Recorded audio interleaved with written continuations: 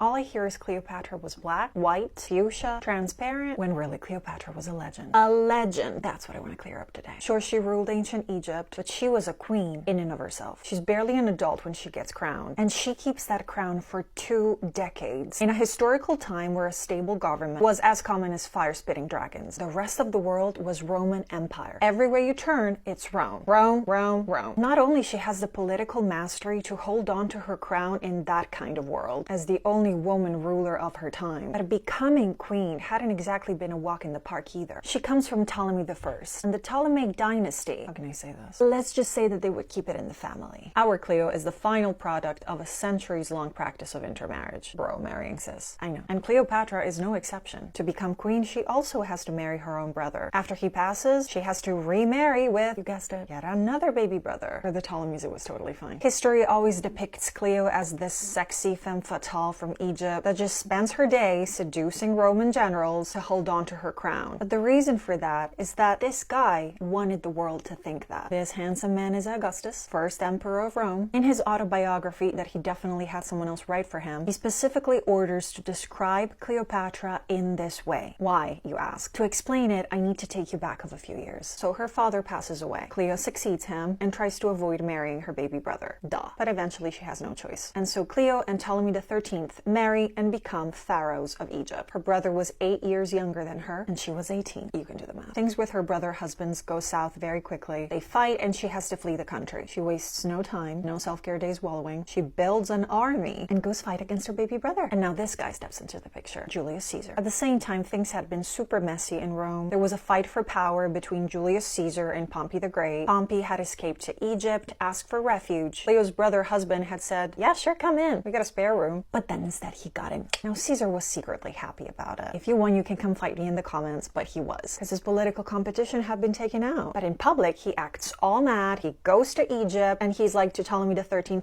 how dare you touch a Roman? Now Cleopatra sees this as the opportunity she had been waiting for. She goes back home, acts all friendly with her husband brother, and becomes best of friends with Caesar. Now it was actually super hard for her to get to see Julius Caesar. Her husband brother would not allow it. So she literally wrapped herself in a carpet and got herself smuggled in Caesar's apartment. Now that is an entrance. Cleo and Caesar start a spicy liaison. And sure, it was built on political interest. It was a business transaction with an edge. You give me something, I give you something, but also, why not make it fun? Well, Caesar just wants to make her happy, so he Cleo's husband brother, on the account that he had disrespected Rome by taking out Pompey the Great, yada yada yada. And he proclaims Cleopatra queen of Egypt and of his heart. This poor girl still has to remarry with another baby brother, Ptolemy XIV. Getting creative with names didn't run in the family. She gets pregnant, but plot twist, most probably it was Caesar's baby. She gives us a subtle clue with her baby's name, Ptolemy Caesar.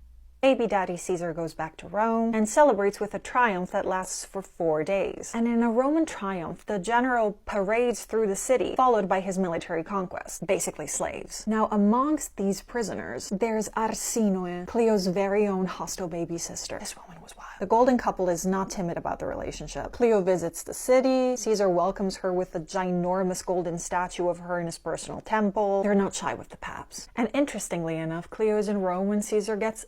She immediately flees to Egypt. In the meantime, her husband brother number 2 had also passed. And she's like, yay, I'm pharaoh all alone. I can rule with Caesar's baby. This is awesome. But Cleo is anything but dumb. She knows too well that her crown relies on having a solid relationship with Rome. So she's staying informed on it. She watches the news. She's like, all right, Caesar's out. Now the 2 big boys fighting over Rome are Ottaviano, later called Augustus. I told you we would circle back. And Mark Antony, not J-Lo's. And though at first it seems like the 2 might find some form of an agreement, I get this area, you get the other. Basically, Augustus the west, Mark Antony the east. It was much more complex than this, obviously. There was a 3rd guy, but he steps out pretty soon. I can talk about it in another video. Now, Cleo reads all of it while bathing in milk. Her PR office is on it. She's up to date. And Augustus seems A, young, and B, always kind of sick. So she puts all of her eggs in one papyrus basket. And that basket is Marcus Antonius, Mark Antony. And Mark Antony calls her. Be like, I'm the regional manager, you're the assistant to the regional manager. Please explain to me, what exactly do you do? Cleo meets up with him. Not only with a boat full of gifts, but most importantly, fashionably late to boost expectations. I love it. Also forgot to mention the small detail that she was fully in costume as the goddess Isis, and Mark Antony, who presents himself as the human equivalent of the god Dionysus, sees her and he goes, this is a match. Follow for part 2.